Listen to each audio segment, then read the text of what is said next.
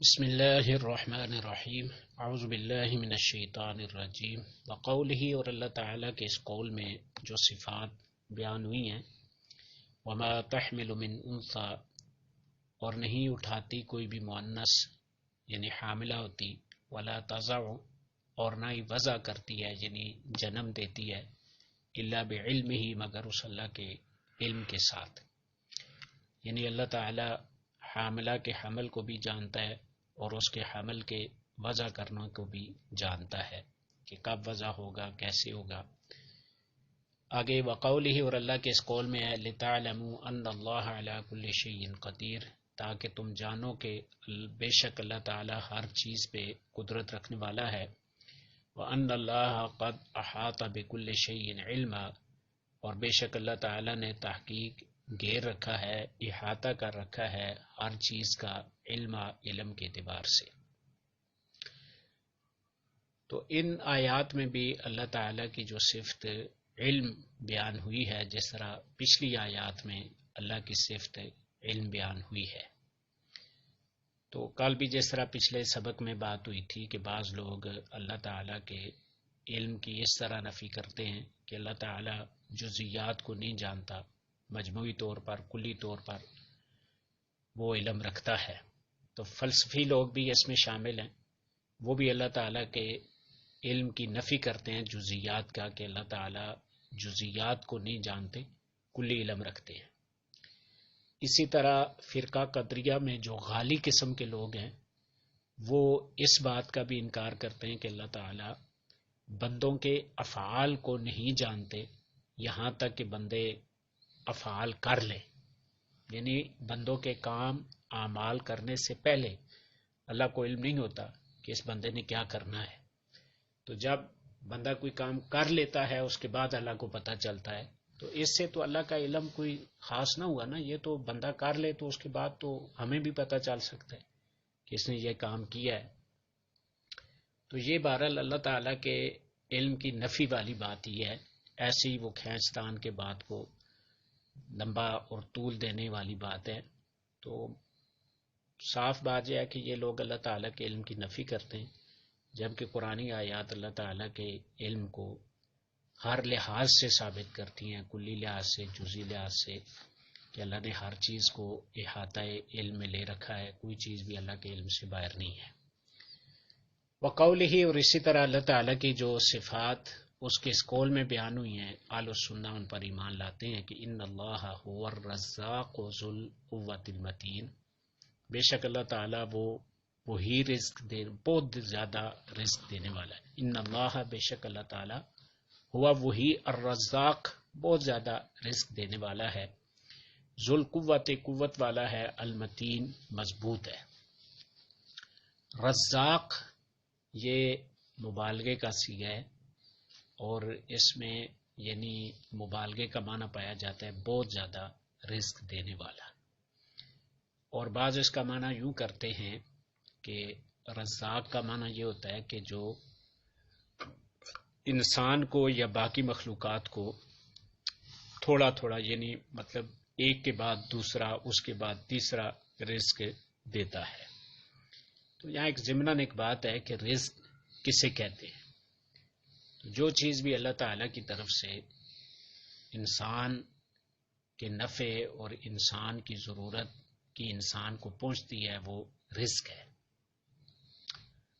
تو اس میں پھر بعض لوگ یہ بھی کہتے ہیں کہ جو حرام اشیاء ہیں، کیا ان کو بھی ہم رزق کہہ سکتے ہیں یا نہیں کہتے؟ بعض کہتے ہیں کہ حرام چیزوں کو رزق نہیں کہہ سکتے، رزق صرف حلال چیزیں کہلاتی ہیں، لیکن قرآن کریم کی بعض آیات اور نبی صلی اللہ علیہ وسلم کی احادیث سے یہ بات ظاہر ہوتی ہے کہ اس لحاظ سے کہ ان حرام چیزوں میں بھی انسان کی زندگی گزارنے کا ذریعہ ہے، اور انسان کا جسم قوت حاصل کرتا ہے اور پرورش پاتا ہے، بڑھتا ہے، تو اس لحاظ سے تو حرام چیزیں بھی جو ہیں وہ رزق میں شامل ہیں، کیونکہ ان میں بھی اللہ تعالیٰ نے انسان کی زندگی کا سبب اور ذریعہ رکھا ہے۔ باقی جو رزق حلال ہے صرف اس کی اجازت ہے اور اس کو حاصل کرنے کا حکم ہے، حرام جو ہے اس کی اجازت نہیں، اس کو حاصل کرنے سے منع کیا گیا.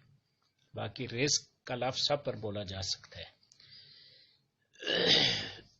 دوسری ہے ذو القوہ، کہ اللہ تعالیٰ قوت والا ہے. ذو صاحب کے معنی میں ہوتا ہے کہ صاحب القوہ قوت والا ہے. اور یہ ذو القوہ اللہ تعالیٰ کے نام القوی کے ہم معنی ہے کہ اللہ کے ناموں میں سے ایک نام ہے القوی. تو جو القوی کا معنی بنتا ہے وہی ذو القوہ کا معنی بنتا ہے. صرف ذو القوہ میں تھوڑا معنی واضح اور زیادہ پایا جاتا ہے. تو اس کا مطلب یہ ہے کہ اللہ تعالیٰ قوت والا ہے، یعنی اس کی قوت میں کمزوری اور کسی قسم کا نقص نہیں ہوتا. اور لفظ متین، ذو القوت المتین، یہ متانت سے نکلا ہے. اور سیدنا عبداللہ بن عباس رضی اللہ تعالیٰ نے المتین کی جو تفسیر کی ہے الشدید، یہ شدید کے معنی میں یعنی مضبوط اور سخت کے معنی میں. وقولہ، اور اللہ تعالیٰ کے اس قول میں جو اللہ کی صفت بیان ہوئی ہے لیس کمثلہ شیء وہو السمیع البصیر، نہیں ہے اس کی مثل کوئی چیز اور وہ سننے اور دیکھنے والا ہے. یہاں پیچھے بھی یہ بات ہوئی تھی کہ اہل السنہ والجماعت کا جو عقیدہ ہے اس عقیدے کا دستور، آئین اور قانون یہ آیت ہے کہ اہل السنہ اس آیت کو دستور بنا کے اللہ کی صفات اور اللہ کے اسماء پر ایمان رکھتے ہیں. کہ جو فرقہ معطلہ یا دیگر فرقے ہیں جو اللہ کی صفات کا انکار کرتے ہیں، وہ صفات کے انکار میں اور دلائل کے ساتھ ایک بنیادی دلیل یہ بھی پیش کرتے ہیں کہ اگر اللہ کی یہ صفات مانی جائیں تو مخلوق کے ساتھ اللہ کی تشبیہ لازم آتی ہے، تو اس لیے ہم ان صفات کو مانتے ہی نہیں. تو یہ چیز وہ پیش کر کے کہتے ہیں بس صفات اس لیے مانتے نہیں، انکار کی ایک یہ بنیاد بناتے ہیں. تو اس آیت میں اللہ تعالیٰ نے دونوں باتیں واضح کی ہیں. پہلے اللہ سے مثل کی نفی کی ہے، لیسا کمثلہ شیء. اب مثل کی نفی کا یہ مطلب نہیں ہے کہ اس کی صفات ہی نہیں ہے، کہ ہم صفات کا ہی انکار کر دیں. فوراً اللہ نے اپنی دو صفتیں، دو نام بیان کیے ہیں تاکہ یہ واضح ہو جائے کہ مثل کی نفی کا مطلب صفات کا انکار نہیں ہے. اگر صفات کا انکار مثل کی نفی کا مطلب ہوتا تو آگے اللہ فوراً دو صفتیں، دو نام اپنے بیان نہ کرتا. اللہ نے کہا لیسا کمثلہ شیء، کہ اس کی مثل کوئی چیز نہیں ہے. وہو السمیع البصیر، وہ سننے اور دیکھنے والا بھی ہے. تو اس کا مطلب یہ ہے کہ اس کی صفات ہیں، یہ دیکھنا یہ سننا اس کی صفات ہے. البتہ اس کی کوئی بھی صفت وہ مخلوق میں سے کسی کی مثل نہیں ہے. تو اگر تم یہ کہو کہ بھئی صفات اگر مانے تو تشبیہ لازم آتی ہے، تشبیہ نہ دو نا. اس آیت کے مطابق لیسا کمثلہ شیء، تشبیہ نہ دو. تو یہاں جو لوگ اللہ تعالیٰ کی صفت السمع یا البصر یعنی سننے اور دیکھنے کو نہیں مانتے، وہ کہتے ہیں کہ اس کا مطلب یہ ہے کہ اللہ تعالیٰ ان باتوں کا، ان چیزوں کا علم رکھتا ہے جن کا تعلق سننے سے ہے. یعنی سمیع کا مطلب یہ نہیں ہے کہ وہ سنتا ہے، بلکہ اس کا مطلب یہ ہے کہ جو چیزیں سننے سے تعلق رکھتی ہیں ان کا وہ کیا ہے، علم رکھتا ہے. اسی طرح بصیر کا مطلب یہ نہیں ہے کہ وہ دیکھتا ہے، لیکن اس کا مطلب یہ ہے کہ جن چیزوں کا تعلق دیکھنے سے ہے ان چیزوں کا اس کو کیا ہے، علم ہے. تو نعوذ باللہ من ذالک، اس کا مطلب یہ ہے کہ وہ اللہ تعالیٰ کو اندھا اور بہرا سمجھتے ہیں. جس طرح ایک اندھا آدمی یہ تو جانتا ہے کہ آسمان ہے لیکن اس کو دیکھ نہیں سکتا، جانتا ہے کہ بھئی یہ کرسی ہے، ٹیبل ہے، یہ فلاں چیز ہے، لیکن اس کو کیا ہے، دیکھ نہیں سکتا. اسی طرح ایک بہرا آدمی، ڈورا آدمی، وہ جانتا ہے کوئی آوازیں ہیں لیکن وہ آوازوں کو کیا ہے، سن نہیں سکتا. تو یہ چیزیں نقص شمار ہوتی ہیں کہ اللہ کی ذات نقص سے کیا ہے، پاک ہے، مبرہ ہے، منزہ ہے.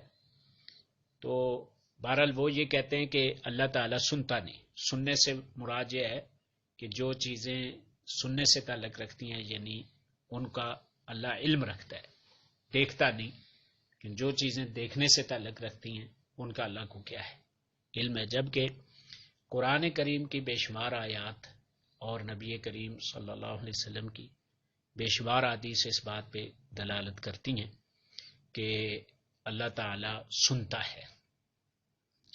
پھر سنتا ہے، سننا اس کی کیا ہے، صفت ہے.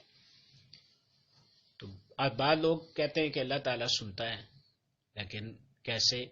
بذات ہی، یعنی اپنی ذات سے سنتا ہے، یعنی سننے کے لیے اس کی کوئی خاص صفت نہیں ہے. جس طرح ہمارے سننے کے لیے صرف کیا ہے، کان ہے، دیکھنے کے لیے صرف کیا ہے، آنکھیں ہیں. ہم پوری ذات سے نہیں دیکھتے، ہمارا سر بھی دیکھتا ہو، ہمارے پاؤں بھی دیکھتے ہوں، ہمارا پورا جسم ہی دیکھتا ہو. ایسا نہیں، دیکھنے کے لیے ایک خاص صفت ہے آنکھیں، اور سننے کے لیے ایک خاص صفت ہے کان. تو وہ کہتے ہیں بس اللہ تعالیٰ، بعض تو مطلب سننے دیکھنے کو مانتے ہی نہیں ہیں، بعض مانتے ہیں لیکن وہ کسی خاص صفت کو نہیں مانتے کہ اللہ کے سننے کی کوئی خاص صفت ہے. جبکہ نبی کریم صلی اللہ علیہ وسلم نے بھی اور اللہ تعالیٰ نے خود بھی قرآن کریم میں اپنی آنکھ کی صفت کا کیا ہے، ذکر کیا ہے. وَاصْنَعِ الْفُلْكَ بِأَعْيُنِنَا، تم کشتی بناؤ ہماری آنکھوں کے سامنے. تو اللہ نے دیکھنے کے لیے اپنی صفت آنکھوں کا کیا ہے، ذکر کیا ہے قرآن کریم میں. سننے کے لیے اپنی صفت کیا ہے، کانوں کا ذکر کیا ہے. مثلا نبی کریم صلی اللہ علیہ وسلم کی ایک حدیث ہے، سنن نبی داؤد میں ابو ہریرہ رضی اللہ تعالیٰ عنہ کہتے ہیں کہ نبی کریم صلی اللہ علیہ وسلم نے یہ آیت پڑھی، ان اللہ کان سمیعا بصیرا فوضع ابہامہ علی اذنہ والتی تلیہا علی عینہ. آپ نے اپنا انگوٹھا اپنے کان پہ رکھا اور انگوٹھے کے ساتھ والی انگل کیا ہے، اپنی آنکھ پہ رکھی. اس کا مطلب یہ ہے کہ اللہ تعالیٰ، آپ نے فرمایا ان اللہ کان سمیعا بصیرا، کہ اللہ سننے والا اور کیا ہے، دیکھنے والا ہے. اشارہ اس بات کی طرف تھا کہ اللہ تعالیٰ سنتا ہے، دیکھتا ہے، لیکن سننے کے لیے اس کے صفت کان اور دیکھنے کے لیے صفت کیا ہے، آنکھ ہے. تو بہرحال دیکھنا اور سننا یہ اللہ تعالیٰ کی صفت ہے، اور اللہ تعالیٰ دیکھتا ہے اپنی صفت آنکھ کے ساتھ، سنتا ہے صفت کان کے ساتھ. پھر آگے اللہ تعالیٰ ان اللہ، بے شک اللہ تعالیٰ، نعم، اچھا ہے. ہاں جی، ان اللہ، بے شک اللہ تعالیٰ، نعم، اچھا ہے، جو یعظکم، وہ نصیحت کرتا ہے تم کو، بہی، جس کے ساتھ. یہ اصل میں تھا نعم ما، نعم اچھا ہے، ما وہ، یعظکم کہ وہ نصیحت کرتا ہے تم کو، بہی جس کے ساتھ. ان اللہ، بے شک اللہ تعالی، نعم، اچھا ہے وہ، یعظو کہ وہ نصیحت کرتا ہے تم کو، تم کو، بہی جس کے ساتھ، یعنی جس چیز کی نصیحت اللہ تمہیں کرتا ہے وہ چیز کیا ہے، بہت اچھی ہے. ان اللہ کان سمیعا بصیرا، بے شک اللہ تعالیٰ ہے سننے والا اور دیکھنے والا. یہاں بھی اللہ تعالیٰ کی صفت سننا اور دیکھنا بیان ہوئی ہے اس آیت کے اندر. سبحانک اللہم